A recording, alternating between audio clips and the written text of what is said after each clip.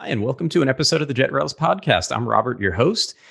We're going to be having our first double header today.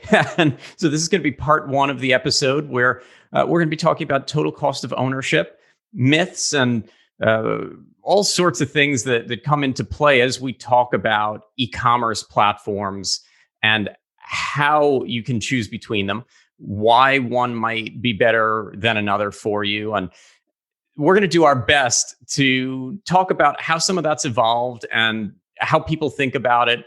And sometimes why no two organizations do the math the same way, which I think is a big part of the challenge that a lot of folks they experience when they're trying to choose a platform is that no one's speaking exactly the same language. So it's very hard to compare apples to apples. And with us today, we have the venerable Ben Marks, who many know from his years in the Magento ecosystem, but now many are getting to know him all over again over at Shopware.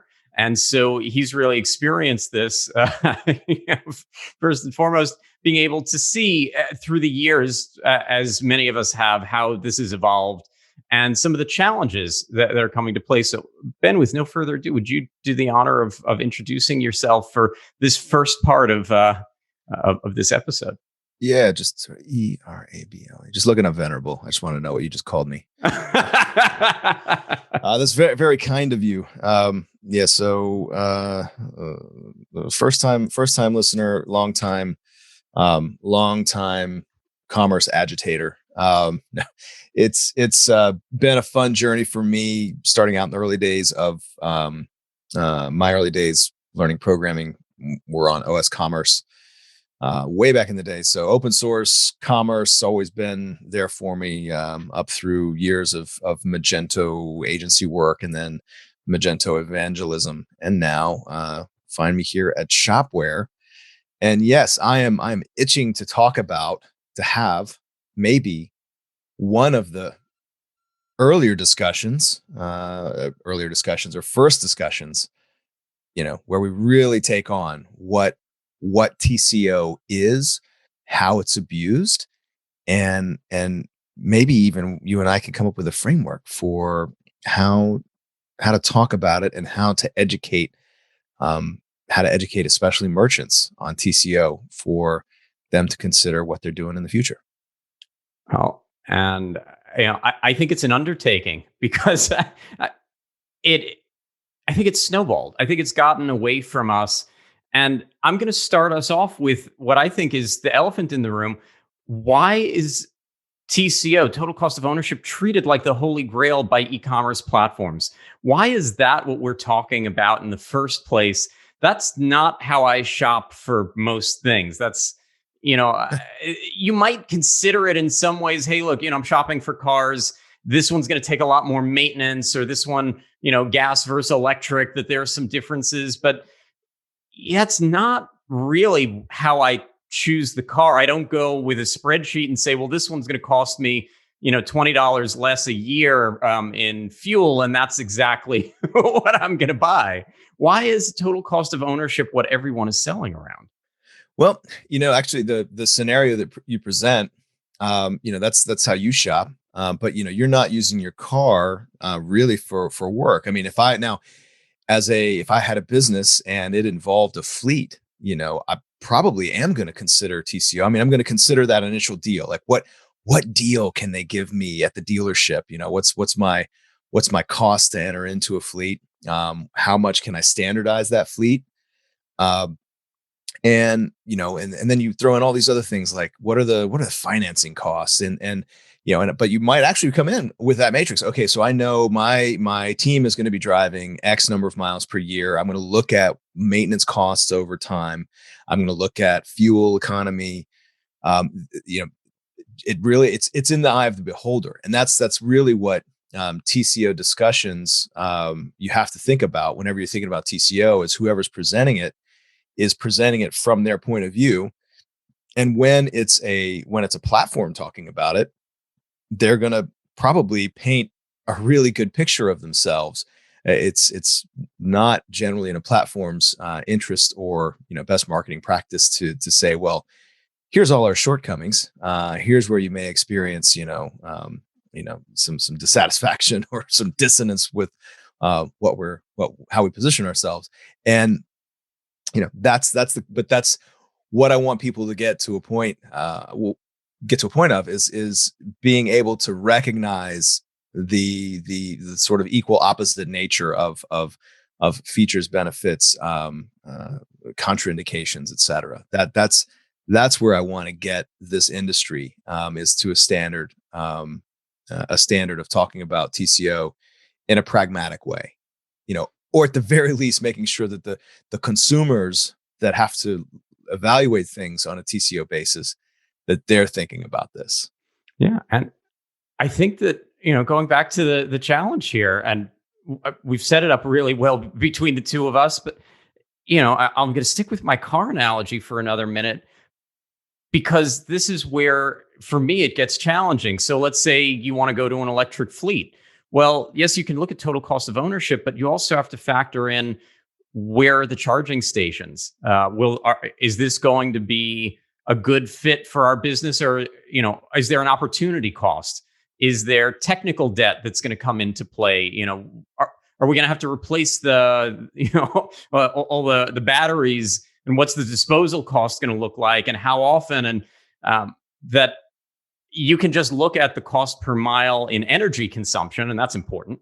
But you also have to be able to look at some of the other mitigating factors that are absolutely going to have a long-term impact. And so let's start off in terms of one of those areas that I think everyone does the math differently on. If you're trying to look at total cost of ownership of an e-commerce platform, how long should you be looking at? Because if you want to look at year one, I think that the cost of building a site, a cost of licensing, a cost of certain things of maintenance is going to be one thing. But I know a lot of folks that, for better or worse, are still running on Magento 1 sites that go back 10 years, and they've gotten an excellent total cost of ownership out of their platform. And so it's hard to look at that and try to compare to, let's say, a 3-year or a 2-year or even a 1-year total cost of ownership, where if you tried to stand up their year one of building the site versus something else, that might be much more difficult. Yeah. So you're talking about the time scope. So basically, does the value of my investment in a platform, and that's initial research, that's actual investment in whether maybe you have to buy a license, and maybe that license has a residual component to it. You have to do the build out, and then what does that get you over time?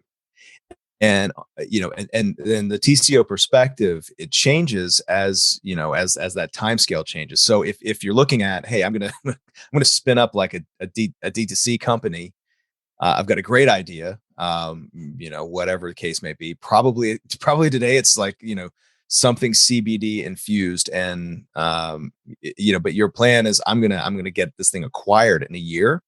That's a much different perspective on TCO, because than someone who's in it for a longer play, whether they know it or not. Like whether they know what that 5, 6, 7, 8, 10-year horizon looks like. So those Magento 1 customers are a really interesting example, because they what did it cost? What did it cost them to get up and running? And what was available at the time? Like, so Shopify was there 10 years ago, and but didn't have nearly the functionality that that something like a Magento did. And if you go back, even a little bit further, you even get to Magento back before there was even a license, like a paid license version.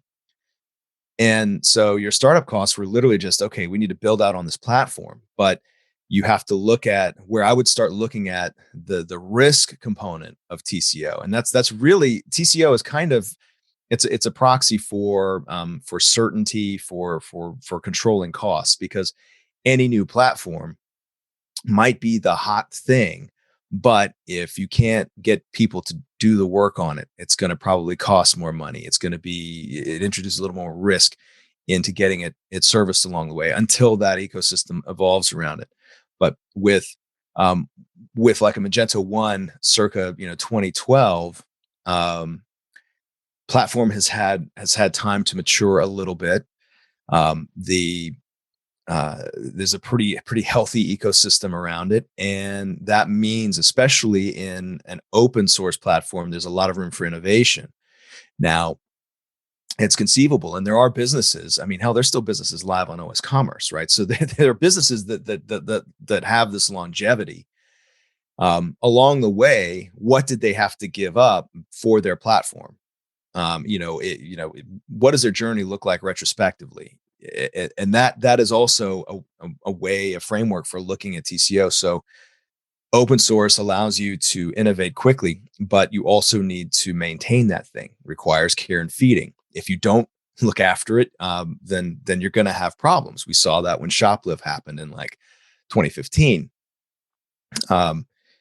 And there's a cost there. Like if you get hacked, right? There's a cost there if you're not maintaining it consistently, and then all of a sudden you need some new feature or something happens, and you have to all of a sudden pay a lot of attention to it, and then you've got to bring your platform forward, possibly through multiple generations.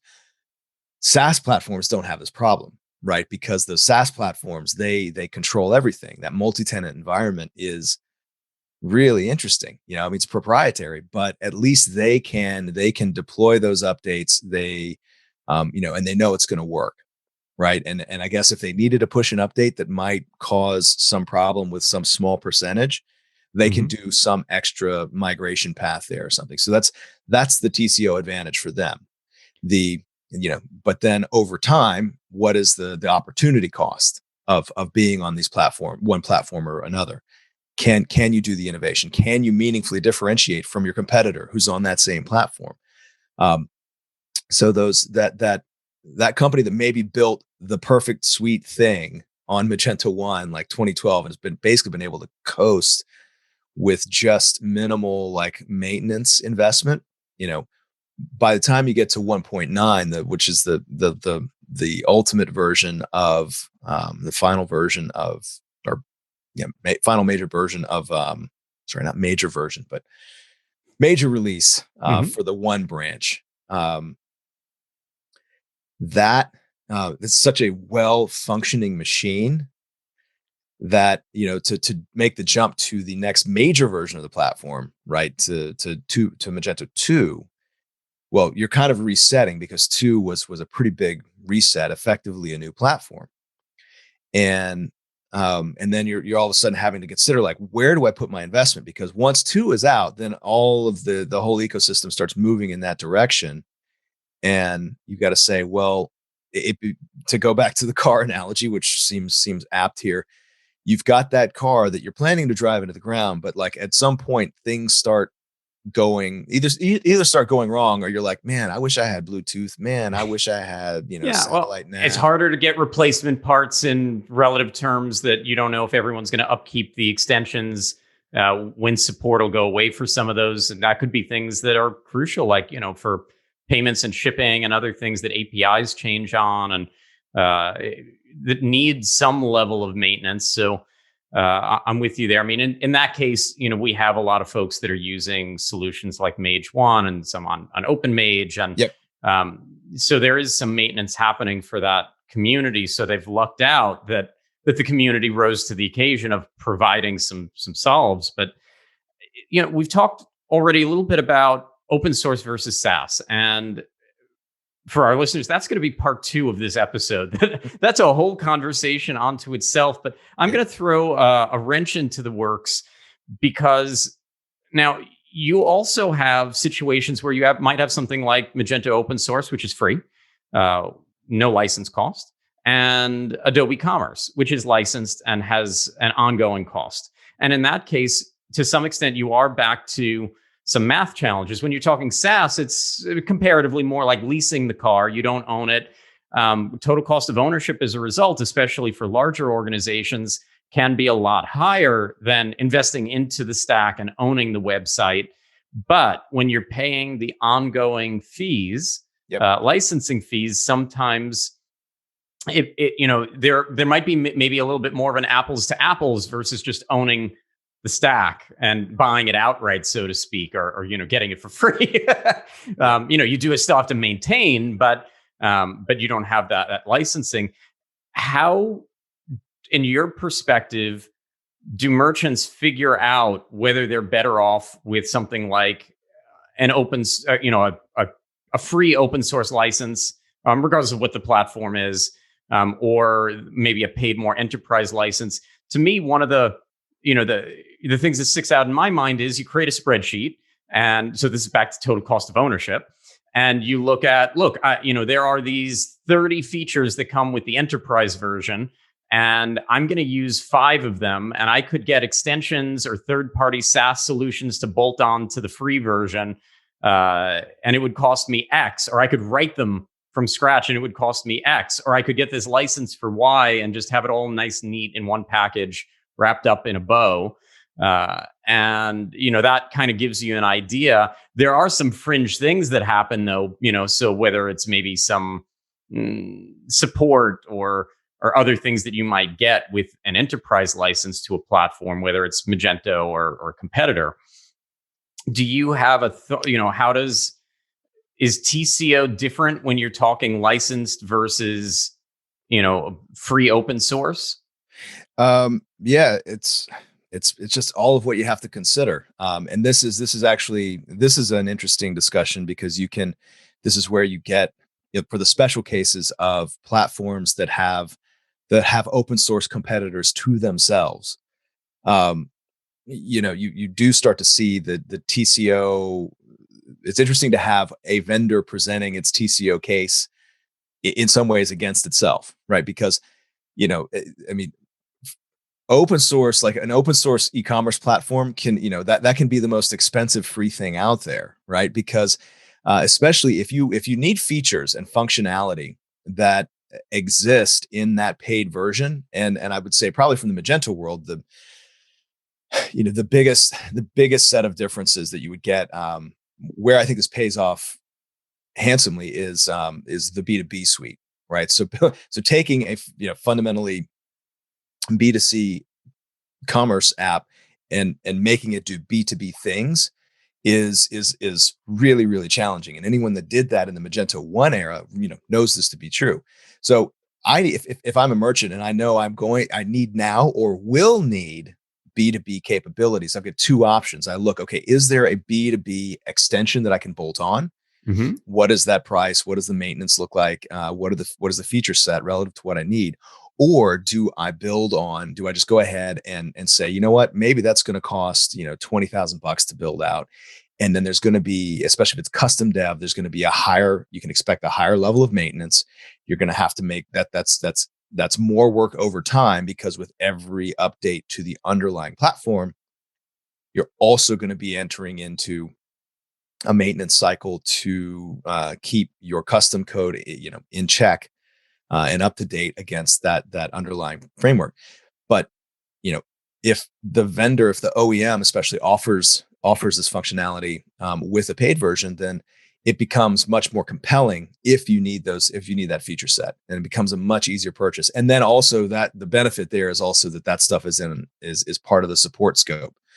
You're not dealing with potentially 2 different vendors for support escalations. Yeah. Well, and in that case, and I think it's interesting that it's figuring out sometimes where are the extensions available that are equal or better, or other add-ons, integrations and SaaS solutions and things that you can bolt onto Magento or other platforms for that matter. And where can't you easily? And so like with B2B, I actually immediately in my head, I think of companies like Headworks that have built extensions that do a lot of the things that Magento Commerce, that Adobe Commerce B2B does, where things like Page Builder are a little bit harder to replicate. I know that there are some solutions that are in the works, and there are some extensions and other things. And for some, Page Builder, they have their developers coding out the pages anyway. Page Builder isn't their penultimate focus. I've seen others even recently in the Magento forums that, to say, Page Builder isn't really strong enough for them anyway. It doesn't really get them across the finish line. But I think that it's when you get a feature like that that's not really available to the community. Um, and I know that that was one that the community was expecting to come to the open source version. So that's a whole other a whole other can of worms. But I, that's where at that point you can um, you can start to figure out, okay, well, I really need these things that I can't really get easily otherwise, and I don't really want to build and maintain them. As you said, that gets expensive. And but if it's one thing, could you just build it, and would that make more sense than the ongoing license fees, especially if you're thinking about it over 10 years as opposed to over 2 or 3? Uh, it's interesting. I want to shift a little bit from the core, which I think is obviously where a lot of the language around total cost of ownership in e-commerce is focused. A lot of the marketing and sales materials, a lot of conversations are focused. But I think that the math gets wonkier as you get further into the apps and the add-ons. So when I think about, for instance, I'll pick on Shopify for the moment. Very popular platform. Then it's a compared to Magento off the shelf, it's pretty austere. So you need a lot of apps to operate a similar business, assuming that the apps are going to work together and not conflict, because unlike Magento extensions, you can't really work through some of those conflicts that these are really separate pieces of software operating independently. It's not like installing extensions and having access to the code. There are different things happening there, but now not only do you have to worry about what's your ongoing fee to the platform, which can change and go up over time. You don't own it. They can they can introduce price increases, including if, as a merchant, if your business is growing, that there's kind of a tax associated with that. But then you've got all these apps that do a little bit of the same, that you're paying monthly fees. There might be 20 or 30 of them. Prices go up over time. You're now beholden to a lot of that. Is anyone really doing a good job of doing the math around that? Is that kind of overlooked in the total cost of ownership conversation, or do you think that the spreadsheets are doing a good job of capturing it? I mean, I would assume any capable commerce manager of any in any business certainly should be looking at TCO not just as like, what's my rent for the platform I'm using? Is it $29 a month? I mean, that's the compelling TCO story there. But it's also it's the payment fees, which exists no matter what you're using. You're paying a transaction fee. You're paying a percentage. It's also shipping. So these are shared kind of costs. But yes, the extension ecosystem around it, it does two things. It does what you say, which is it just increments up your cost of actually running that platform from month to month. It also as you introduce more and more apps and vendors into your world, and this is true in for platforms in general, you are increasing your potential support like surface area, cause for support. You're introducing more complexity. Now, the reason you do this is because the benefits outweigh the risks, the benefit, and hopefully the revenues outweigh the costs, and you're able to do more with what you have. So you may add, if you've got a $29 a month cost, and then you add in a $20 a month extension, you're increasing your costs like 66%, but you potentially could increase your revenue substantially. And so, yeah, everyone should be constantly looking at this, and then looking at what you're getting for what you're paying, and then the associated risks, how those compare from platform to platform. And I think you can actually do that irrespective of proprietary or open. Yeah. I think that's one of the bigger challenges that I've always faced is, that these things really aren't always apples to apples.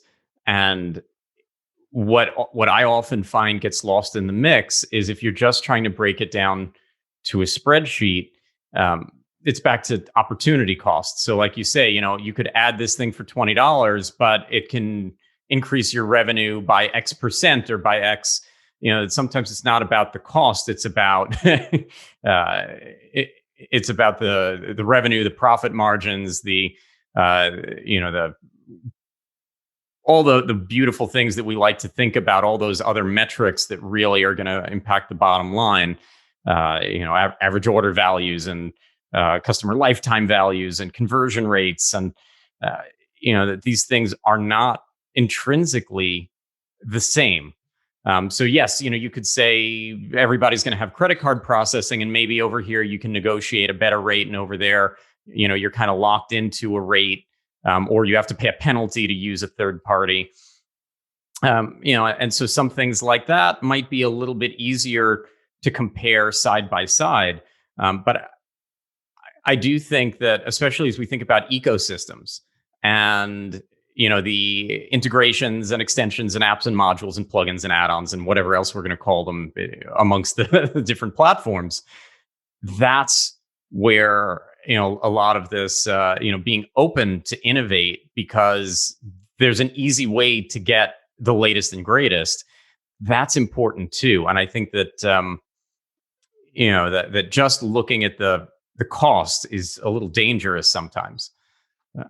Always, always, always, always, because that's that's the rosy view, right? It's just it's assuming uh everything is as I need it now, and nothing's going to change. And it's I may be really lucky, the business, the you know the a merchant of any stripe, if that's what they can get away with, like, and that's sufficient, then wow, that's amazing. But that's really, really rare, because this day and age, I think odds are a competitor, if you're in a valuable space, either someone's going to see that and compete, or someone's going to discover that and end up in competition, or something's going to grow in your direction, whatever. So you really need to constantly look at how how quickly you can respond, how easy it is to differentiate, and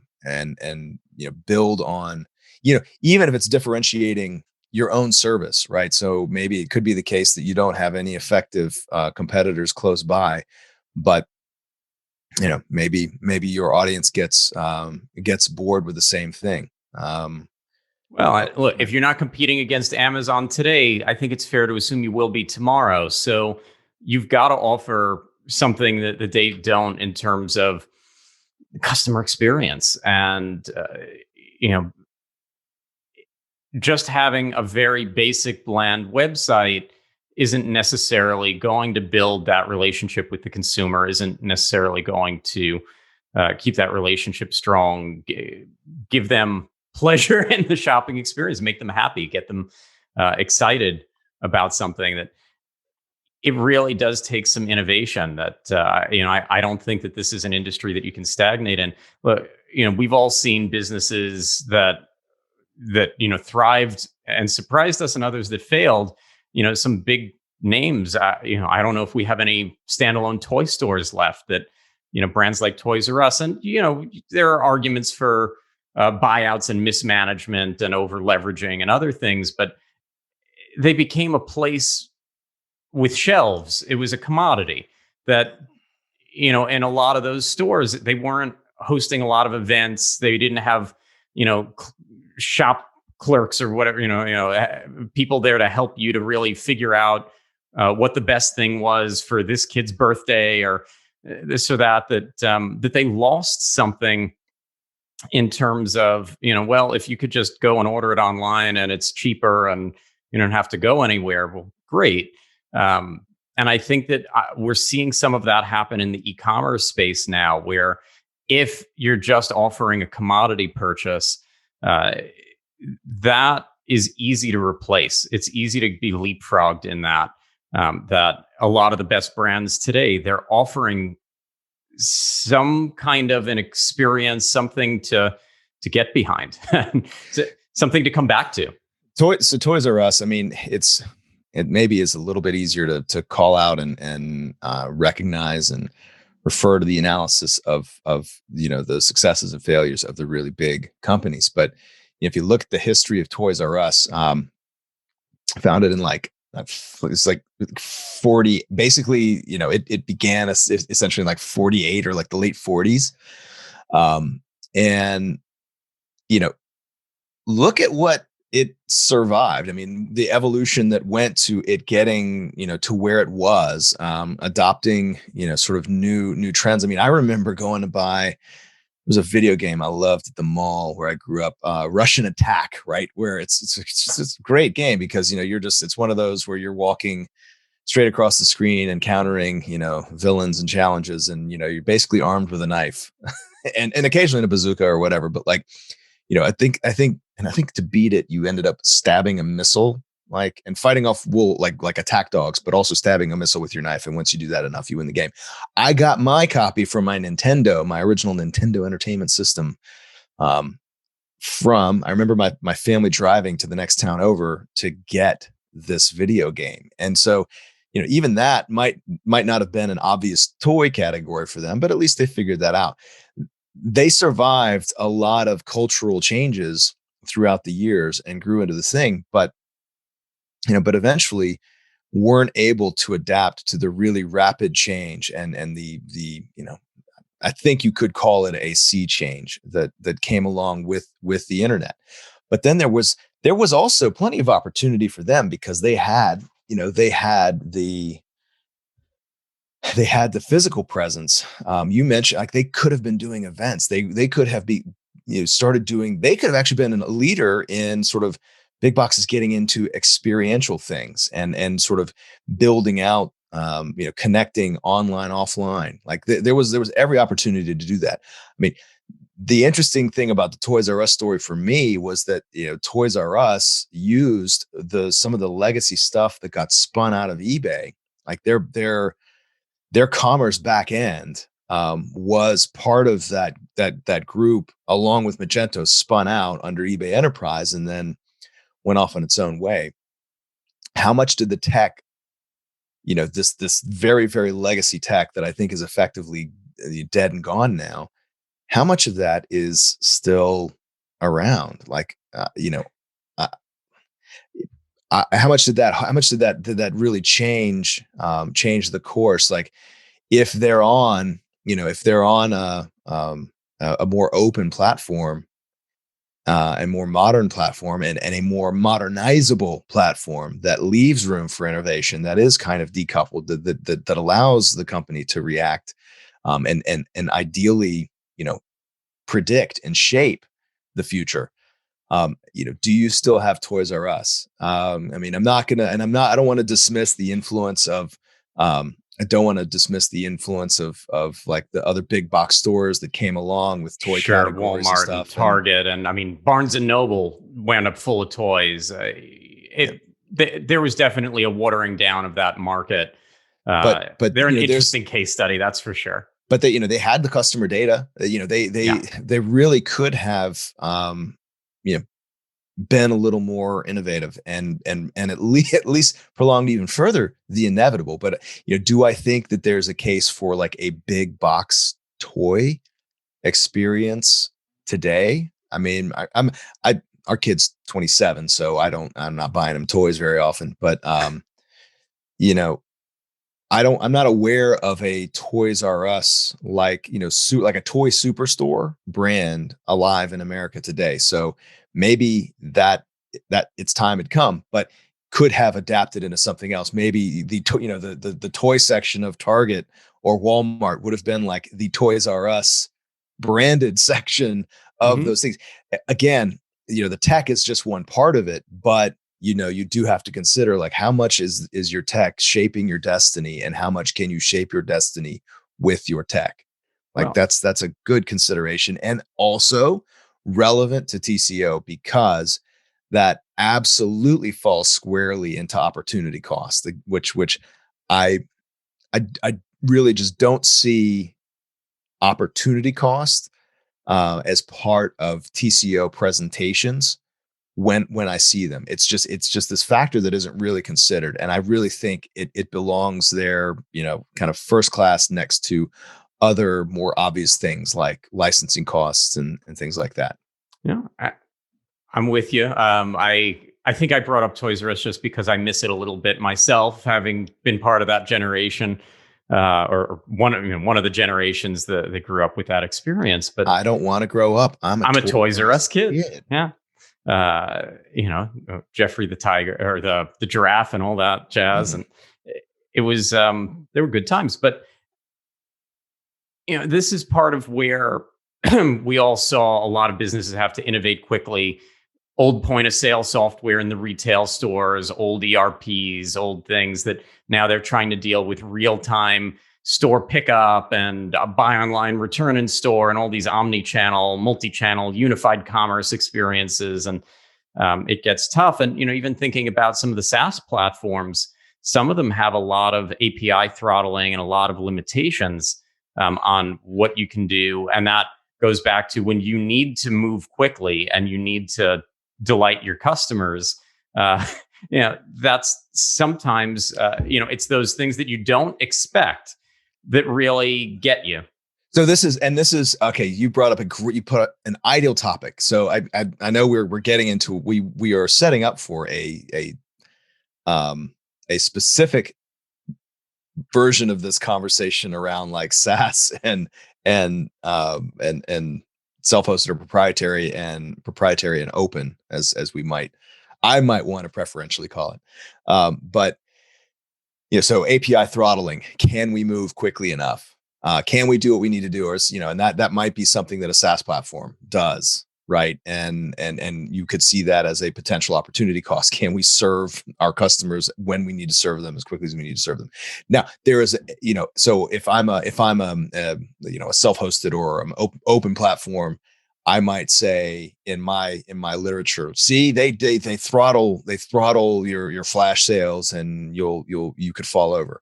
Well, perfectly analogous situation on the other side is like, is your environment that your instance is running in, can it scale up quickly enough? Like how easily can you handle that traffic? How easily can you prepare for it? JetRail's one of the best lines of business that we've gotten off of Adobe Commerce Cloud. Were the folks that had challenges auto scaling. They came to our environments for it. Instead, we're scaling horizontally and vertically. Now, they continue to innovate, so I take nothing away from them in their future. But these are things that when you need it, you need it. This isn't an option anymore.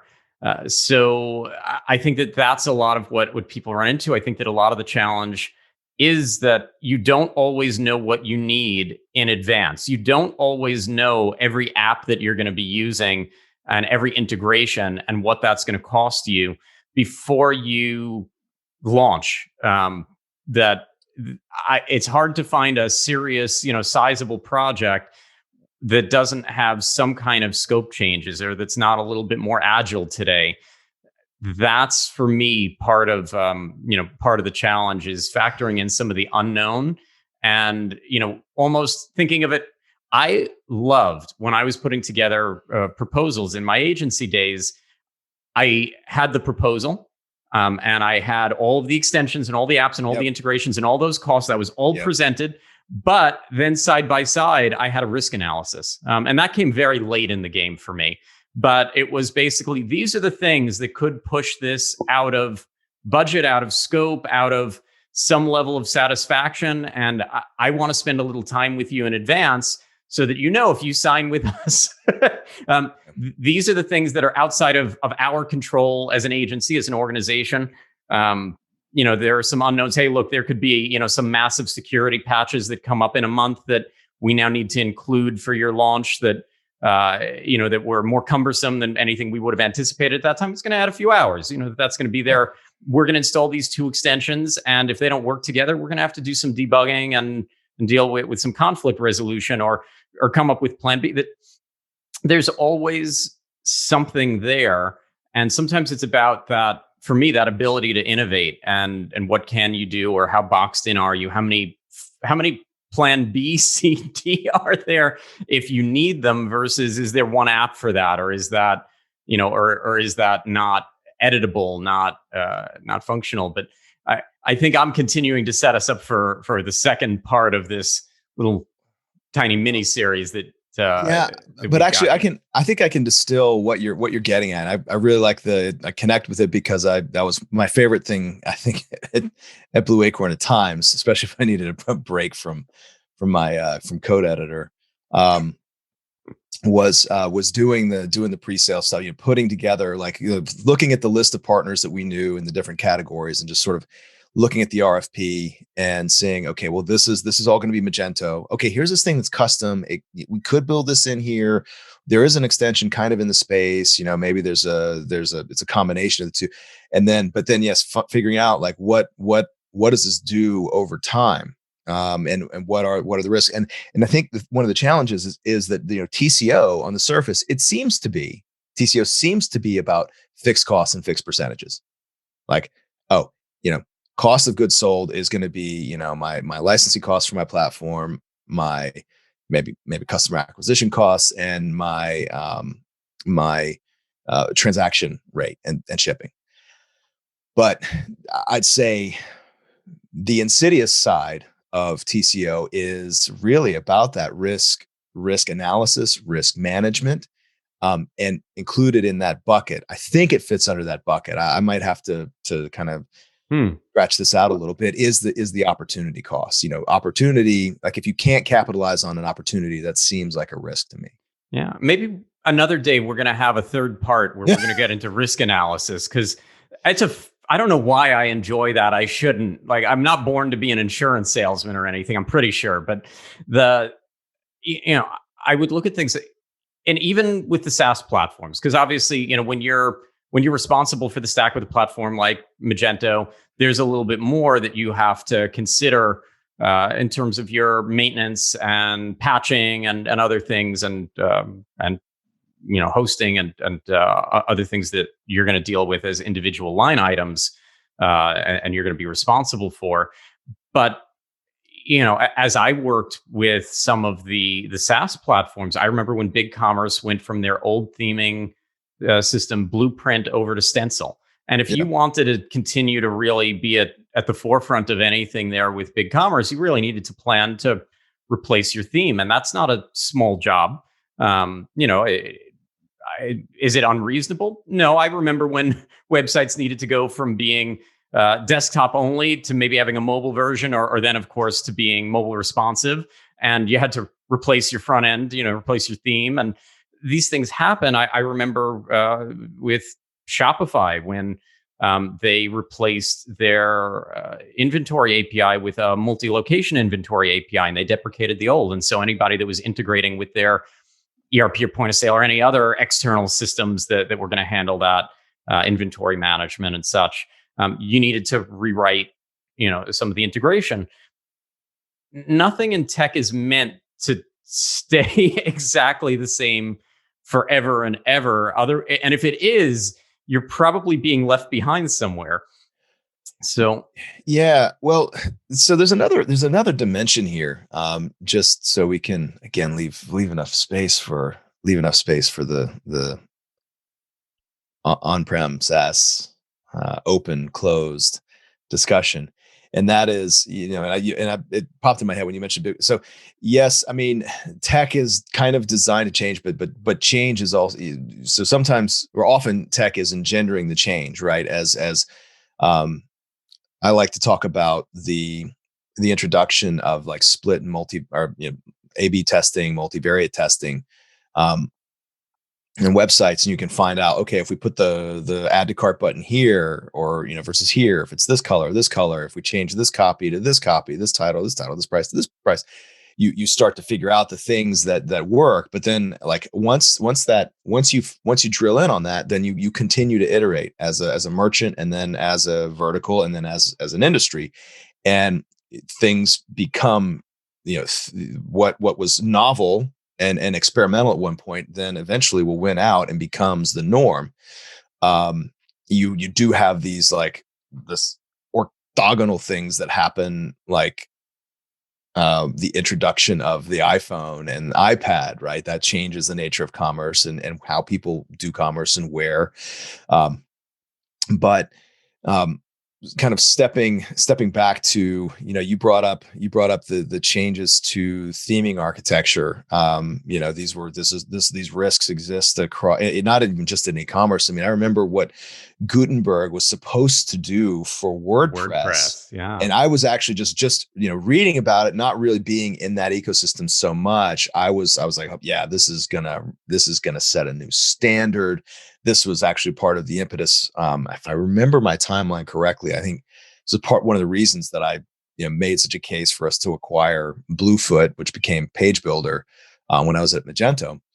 Um, but it turns out like that actually became this big thing and this big problem. And I'd say just on the surface, I could be wrong. I'm just completely unfamiliar, but it seems like it was a misunderstanding of what the audience actually needed, and then also your resistance to what had made WordPress worked for so long. I mean, WordPress has an impossible challenge that was explained really well at the PHP Tech conference several years ago by I think it was Andrew Nason. He was just like, someone was giving him crap about like not moving fast enough and not updating the lowest supported version of um, uh, PHP. It's just, and he had a great way of just shutting everything down. He said, look, if we screw up, we break like 70% of the internet. It's like they have a Yeah. really big challenge. So I don't, every platform has this thing, and it could be a major version update for an open platform like Magento. It could be a change in theming architecture, which you could also see as kind of like this externally impacting version change for something like BigCommerce or Shopify. But then going a step further, or a step maybe off to the side, you see something like, it's also about what is the nature of the relationship of the platform to its ecosystem, and what are the like how are the partners, especially the tech partners, enabled or not to do what they need to do, both for where with where the platform is today, and then also where it's going. um, an example could be the B2B suite that was built for Magento. I know I did a lot of groundwork just in my travels. I would run across agencies who would specialize in taking Magento and making it B2B. And there was one company in the Netherlands, Experius, who were just this was a huge line of their business. Like I think the majority of their business was like Magento and B2B. And so the relationship that the OEM Magento has with its ecosystem meant that we had direct access to these people doing this stuff. We were able to gather their input, and then actually I think the B2B suite in Magento ended up really good, both from a base functionality but especially extensibility standpoint, because it was built not as an outcome of whiteboarding by architects, at Magento, who weren't building these implementations themselves, but with extensive input from the partner ecosystem that was going to be, have to actually work with this stuff, and had all that, also that relevant experience. So even an ecosystem relationship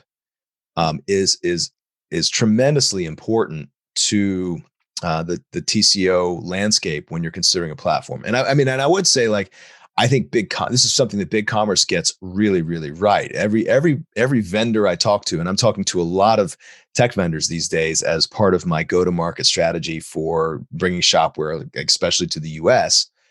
I generally hear nothing but positive about BigCommerce's partner ecosystem. And I think that's a tough thing to get right, but I think it's something to be lauded. And I think it helps it helps in the long run, because I think it helps you build a smarter product. It helps, your ear is that much closer to the ground.